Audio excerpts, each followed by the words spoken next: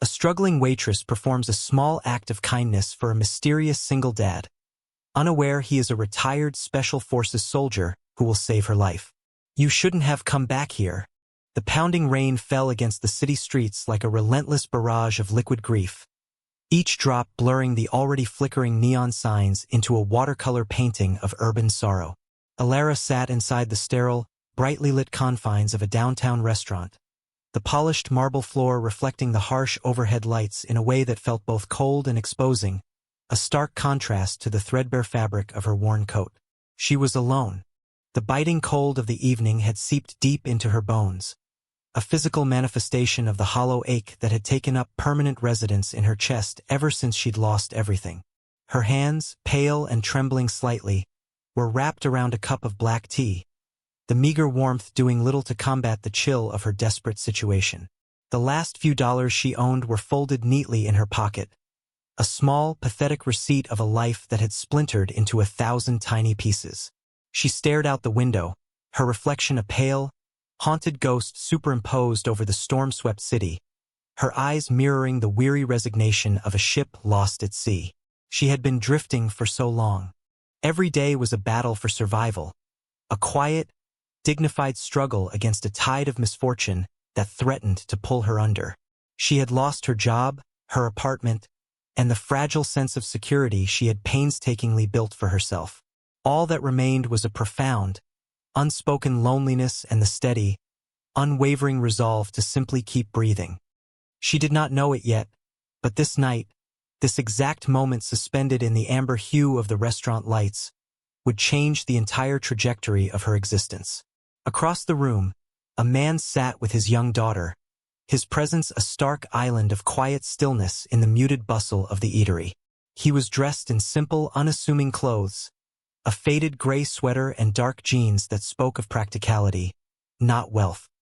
His shoulders were broad but held a certain weariness, and his eyes, when they briefly met hers, were the color of a winter sky, holding a deep, raw sadness that she recognized instantly.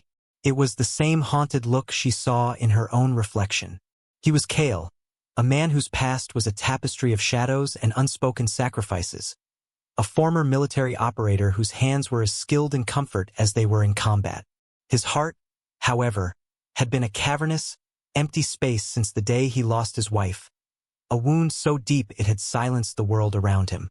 He was merely existing, a guardian for the small, bright sun that was his daughter, Lily, a little girl with her mother's shimmering eyes and a laugh that was the only music left in his life. He watched Lily carefully color in her book, her small hands guiding a purple crayon with intense concentration, and for a moment, the heavy fog in his soul seemed to lift just a fraction. Then it happened. Two men, their voices loud and their laughter sharp and cruel, entered the restaurant, shaking the rain from their leather jackets and bringing a palpable wave of menace with them.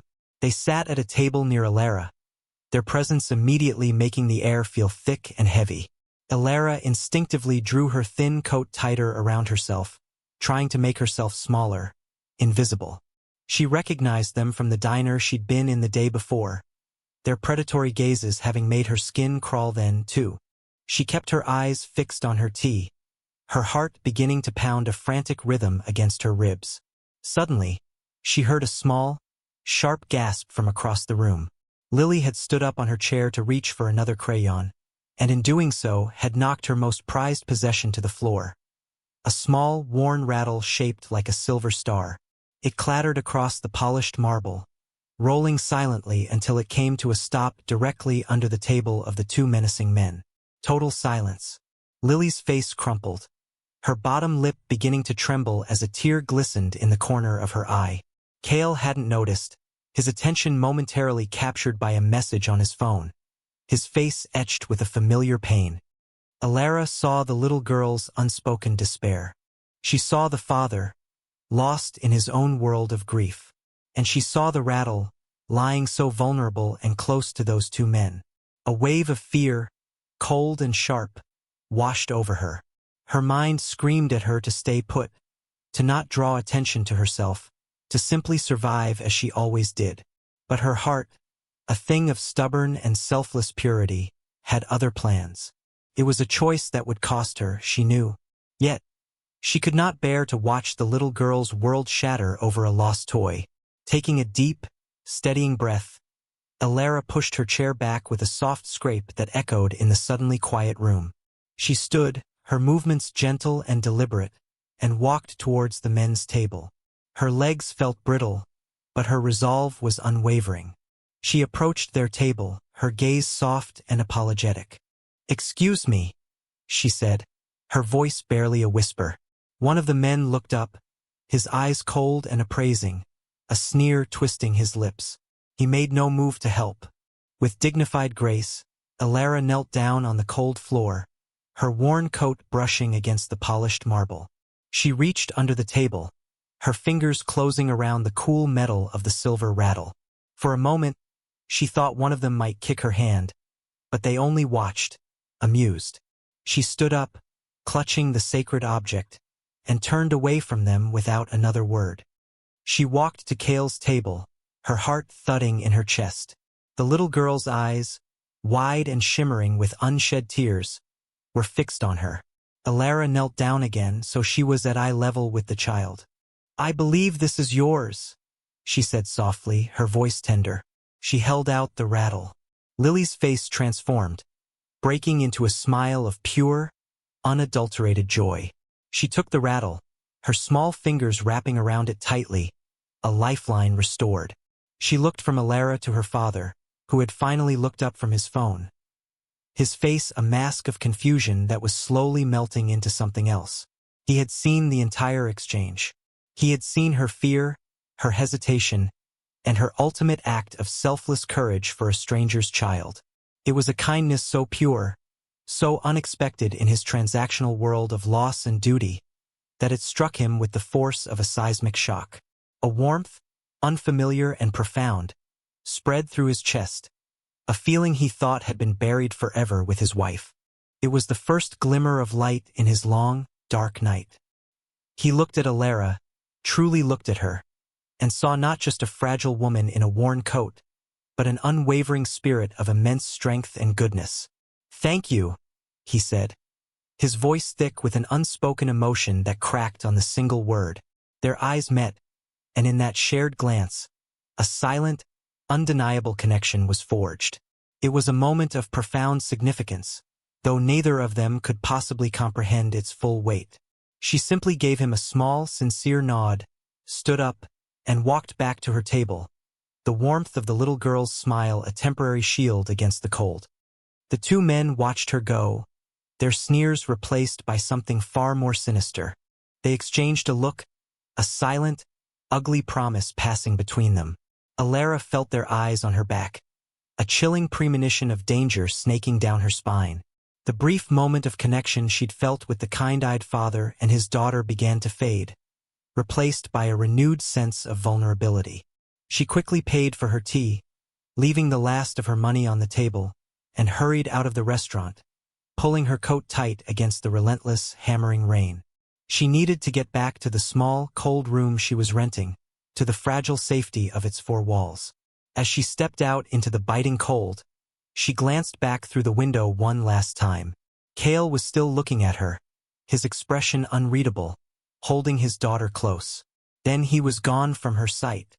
The separation felt strangely final, a door clicking shut on a warmth she hadn't realized she was so desperate for. The weight of her situation crashed down on her once more. She was alone again, with nothing but the sound of the pounding rain for company. A sob caught in her throat. Kale watched her disappear into the stormy night, a fierce, protective instinct flaring to life within him. He saw the way the other men had looked at her, and every finely honed sensor in his body screamed that she was in danger. His past, a life he had tried to leave behind, surged to the surface. For the first time in over a year, he felt a clear sense of purpose, a mission. It was no longer about just surviving for Lily. It was about protecting the innocent flicker of light he had just witnessed in a world full of shadows. This quiet, dignified woman had reawakened his heart with a simple, selfless act, and he found himself utterly unwilling to let her goodness be extinguished by the darkness that prowled the city streets. He looked down at Lily, who was happily shaking her silver rattle. He had to find her. He had to make sure she was safe. He didn't know her name or where she was going, but he knew, with an unshakable certainty that had guided him through countless life-or-death situations, that their paths were destined to cross again. This was not an ending. It was a beginning. A quiet promise was made in the depths of his soul. He would find her. Days bled into a week, each one a relentless cycle of hardship for Alara. The city, once a place of promise, had become a labyrinth of closed doors and indifferent faces. She searched for work with a quiet desperation, her worn shoes treading miles of unforgiving pavement, but her efforts were met with polite rejections and hollow promises. The little money she had was gone, and the gnawing ache of hunger had become a constant companion. Yet, through it all, she maintained her unflinching dignity. She would return to her small, threadbare room each night, the silence of the space amplifying her profound loneliness. Her only comfort was the memory of that brief, tender moment in the restaurant. The little girl's radiant smile, the father's haunted but grateful eyes. It was a fleeting warmth, a single candle in a cavernous darkness, and she clung to it like a prayer. She often found herself scanning crowds, a foolish, unspoken hope fluttering in her chest that she might see them again.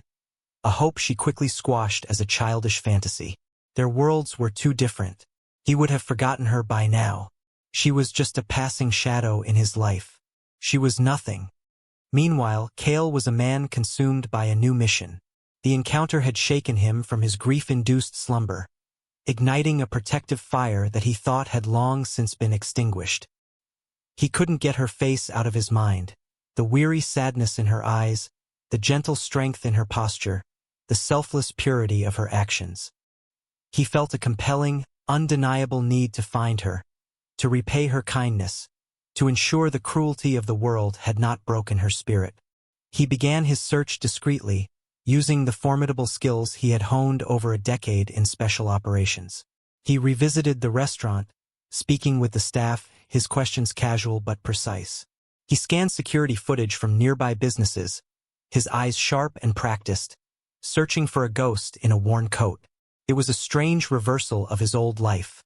Instead of tracking threats, he was searching for a beacon of goodness. He felt a sense of urgency that tightened his chest. He knew, with a chilling certainty, that the two men from the restaurant posed a real threat. He had seen their type before, predators who fed on vulnerability. The thought of them finding her before he did was unbearable. He drove through the city streets for hours each day after dropping Lily at daycare, his gaze sweeping over every cafe, every bus stop, every lonely figure huddled against the cold. He was a hidden savior, searching for the virtuous sufferer he had failed to protect. Their paths finally crossed again on a crisp autumn afternoon, a week after their first meeting. Fate, it seemed, had its own design. Alara, having spent her last coin on a bus ticket to a job interview that had ended in yet another gentle refusal, was walking through a small, elegant city park. The golden glow of the late afternoon sun filtered through the turning leaves, casting long shadows on the manicured lawns. She was exhausted, her hope worn as thin as the soles of her shoes. She found a quiet bench and sat down, closing her eyes and letting the faint warmth of the sun touch her pale face. She felt shattered, the weight of her failures pressing down on her. A quiet chuckle, pure and familiar, broke the soft hush of the park. Her eyes snapped open. Her heart froze. There, not 20 feet away, was Lily, tossing breadcrumbs to a flock of pigeons, her silver rattle clutched in her other hand. And standing beside her, a watchful and silent guardian, was Kale. He looked different in the daylight, the harsh lines of grief on his face softened by the amber hue of the sun. He hadn't seen her yet. He was completely focused on his daughter, a tender, unguarded love radiating from him. A storm of emotions swirled inside Alara. She should leave. She should vanish before he saw her, before he could see the full extent of her desperation etched onto her face. But her feet felt rooted to the ground. Just then, Lily turned and saw her. The little girl's face lit up with immediate recognition. "It's the nice lady," she exclaimed, her small voice carrying across the quiet lawn. She ran towards Alara, her little legs pumping, her face a perfect picture of innocent delight. Kale's head snapped up, his gaze locking with Alara's. For a long moment, they just stared at each other, the world seeming to slow down. He saw the undisguised weariness in her eyes, the way her coat hung loosely on her now gaunt frame. His heart clenched. He had found her, but he was too late to prevent the suffering she had clearly endured. Lily reached the bench, breathless and smiling. "You found us," she said, as if it were the most natural thing in the world. Alara's fragile composure cracked. A single tear escaped and traced a path down her cold cheek. Kale walked towards them, his steps slow and deliberate. He stopped in front of the bench, his commanding presence softened by a look of profound concern. The silence deepened. "Are you all right?" he asked, his voice low and steady. His words were simple, but they held the weight of 1,000 unspoken questions. It was in that moment that the two men from the restaurant emerged from behind a thicket of trees at the edge of the park. They had been following her. Their smiles were cruel and triumphant. Well, look what we have here," the taller one sneered, his eyes fixated on Alara with a predatory gleam. "Lost something again, sweetheart?" The air turned biting cold. Alara's blood ran like ice in her veins as she instinctively pulled Lily behind her, shielding the child with her own body. Kale's entire demeanor shifted in a split second. The weary father vanished, replaced by something else entirely. Something calm, focused, and incredibly dangerous. His body settled into a relaxed but ready stance, his eyes becoming hard and unwavering, assessing the threat with a chilling efficiency. He didn't raise his voice. He didn't make a single threatening gesture. He simply became a wall of absolute stillness between the predators and their intended prey. "You need to leave," he said, his voice flat and devoid of emotion. It was not a request. It was a statement of fact. The men laughed, emboldened by their numbers and Kale's unassuming appearance. "Or what?" the second one challenged, taking a step forward. "You gonna protect her, old man?" He lunged, reaching for Alara. He never made it. Kale moved with a speed that was almost imperceptible, a blur of controlled, economic motion. He intercepted the man's arm, not with a brutish block, but with a precise redirection of momentum, using the man's own force to spin him off balance. A single, sharp strike to a pressure point in the man's shoulder caused his entire arm to go limp. The man gasped, his face contorting in a mixture of shock and pain. The second attacker, stunned for a fraction of a second, charged forward with a roar of rage, swinging a wild punch.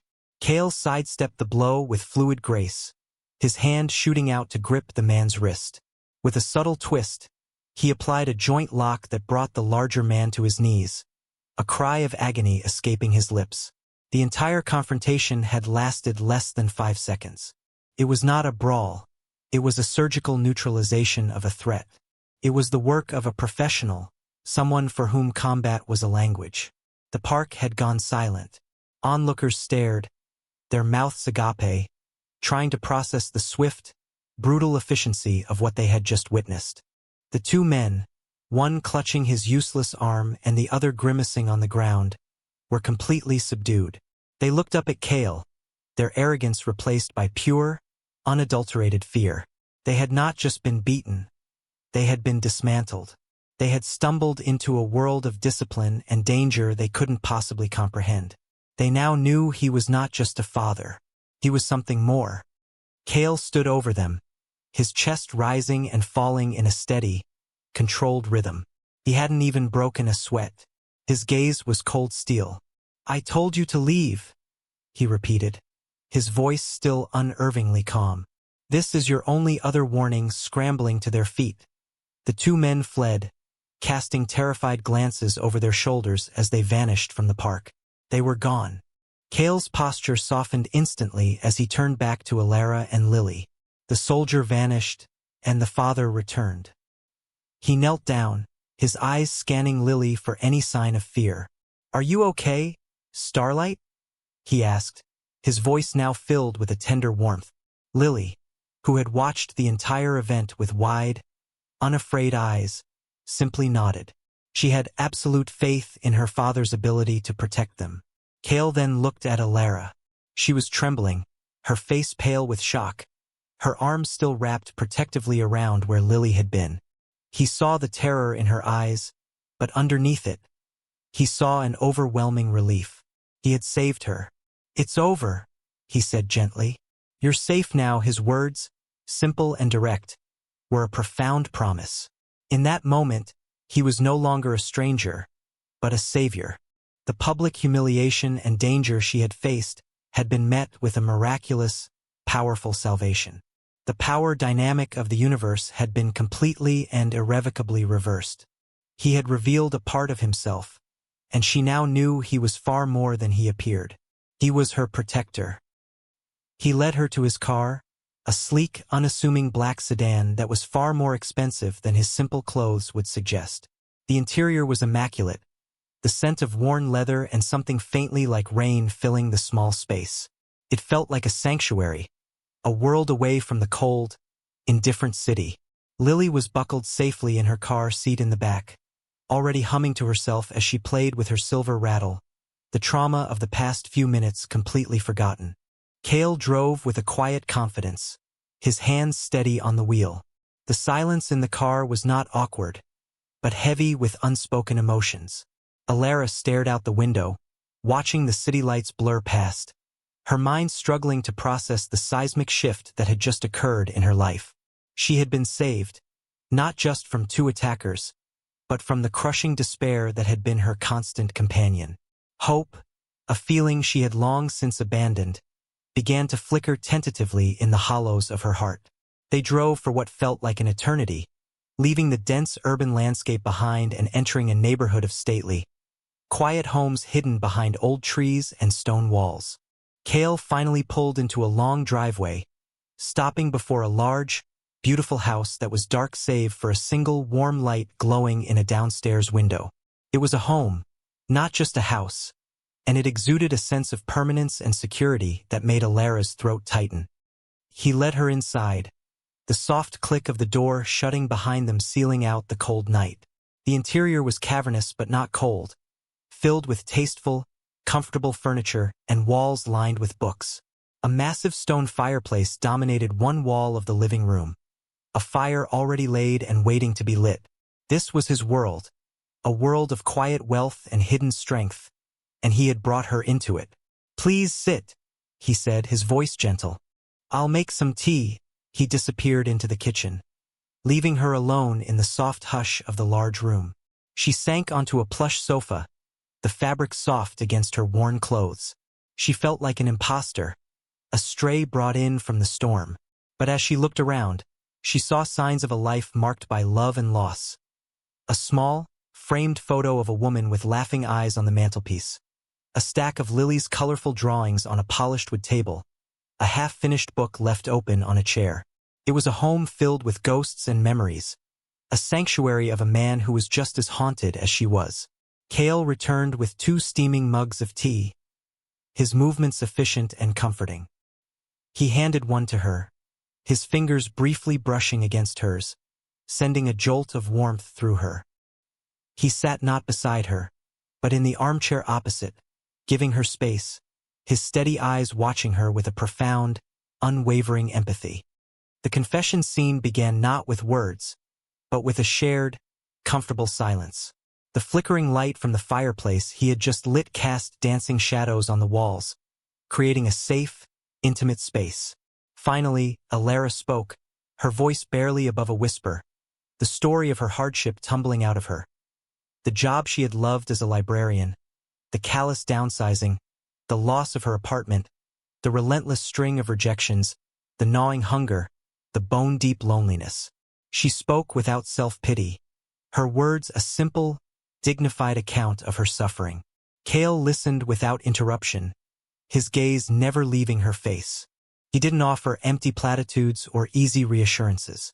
He simply listened, truly listened, making her feel seen and understood in a way she hadn't felt in years. When she finished, Her voice thick with unshed tears. He didn't speak. He just stood up, went to the kitchen, and returned with a warm blanket, which he gently draped over her shoulders.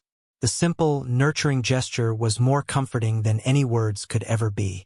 It was a promise of safety. Then it was his turn. He shared his own tragedy, his voice low and raw with an emotion he had clearly kept locked away for a long time. He spoke of his wife, Elena, the woman in the photograph. He described her laughter, her passion for life, and the sudden, senseless illness that had stolen her from him and Lily. He spoke of his career in the military, a life of service and sacrifice that had taught him how to endure anything except the profound, hollow silence she had left behind. He confessed that for the past year, he had been nothing more than a ghost, a shell of a man going through the motions, his only purpose to keep his daughter's world from shattering. He told her that her small act of kindness in the restaurant, her courage in retrieving Lily's rattle, had been the first thing to pierce through his fog of grief. It had reminded him that there was still goodness in the world, still something worth fighting for beyond just mere survival. He had not just been searching for her to protect her. He had been searching for her because she had, in that one selfless moment, saved him. A bond was forged between them in that quiet, firelit room, a sacred connection built upon the foundations of shared grief and mutual salvation. The gentle, non-romantic gesture of the blanket had blossomed into a profound, unspoken understanding. He saw her not as a victim, but as a resilient soul. She saw him not as a hero, but as a wounded heart. They were two broken halves of a single whole. The resolution came as gently and surely as the dawn. Cale looked at her, the flickering firelight reflecting in his glistening eyes, and made his declaration. It was not a grand romantic speech, but a simple practical offer that was, in its essence, the most romantic gesture of all. "I have a foundation," he said, his voice steady. "The one Elena started. It supports libraries and literacy programs for underprivileged children. It's been dormant since she passed. I need someone to run it. Someone with a passion for books. Someone with a kind and steady heart. Someone like you." He was offering her more than a job. He was offering her a purpose, a restoration of the life that had been stolen from her. He then gestured around the large, quiet house. "There's a guest wing upstairs. It's private with its own entrance. It's been empty for a year. Lily, she asks for you. She calls you the Star Lady because of the rattle. You would be safe here. You both would be safe here." It was an offer of security, of home, of family. He was solving all of her problems, not with a simple handout of cash, but by giving her the tools to rebuild her own life within the sanctuary he could provide. The unspoken words hung in the air between them. "Stay with me. Heal with me. Let's build a new life from the ashes of our old ones." Hope, no longer a flicker, but a steady, golden glow, filled Alara's heart. She looked at this commanding, gentle man and his beautiful daughter, and for the first time in a very long time, she could see a future. She accepted. 1 year later, the scene is not a dark, rainy night, but a perfect, sun-drenched afternoon in a sprawling, idyllic garden. Golden sunlight streams through the leaves of a massive oak tree, dappling the lush green grass below. Alara, no longer pale and gaunt but radiant and full of life, is sitting on a large blanket, reading a storybook aloud. Her voice is calm and full of warmth. Lying with her head in Alara's lap is Lily, now a year older, listening with rapt attention, her silver rattle lying forgotten in the grass beside her. A short distance away, Cale is tending to a bed of vibrant red roses, the same kind he once told her Elena had loved. He is no longer a man haunted by ghosts. The deep, raw sadness in his eyes has been replaced by a quiet, profound contentment. He looks over at Alara and Lily, a slow, genuine smile spreading across his face. He has found his peace. The sterile silence of his life has been filled with laughter and love. He walks over and sits on the blanket, wrapping a strong, protective arm around Alara's shoulders. She leans into his embrace, her head resting against his chest, never pausing in her story. The three of them form a perfect tableau of a healed family, a testament to the power of a single, selfless act of kindness. Their idyllic life, born from profound hardship and a miraculous, love-fueled salvation, is complete. They are home. This story is a testament to the universal truth that a single act of selfless kindness can ripple outward, creating waves of change that touch lives in ways we can never predict.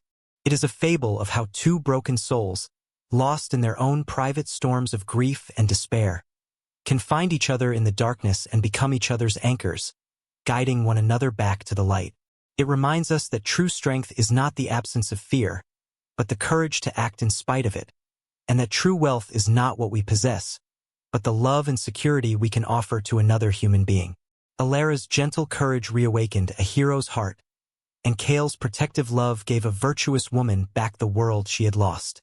If this story touched your heart and reminded you of the profound power of compassion and connection, please let it be a beacon of hope in your own life. These narratives are more than just entertainment. They are reminders of the goodness that resides within all of us, waiting for a chance to shine. The world can often feel cold and unforgiving, but as Alara and Kale's journey shows, one small moment of warmth can be enough to start a fire of love and healing that can last a lifetime. For more soul-stirring stories that will restore your faith in humanity and fill your heart with warmth, please like, share, and subscribe to Soulful Love Tales. Your support allows us to continue creating these inspiring narratives of love, loss, and redemption. We'll see you in the next one.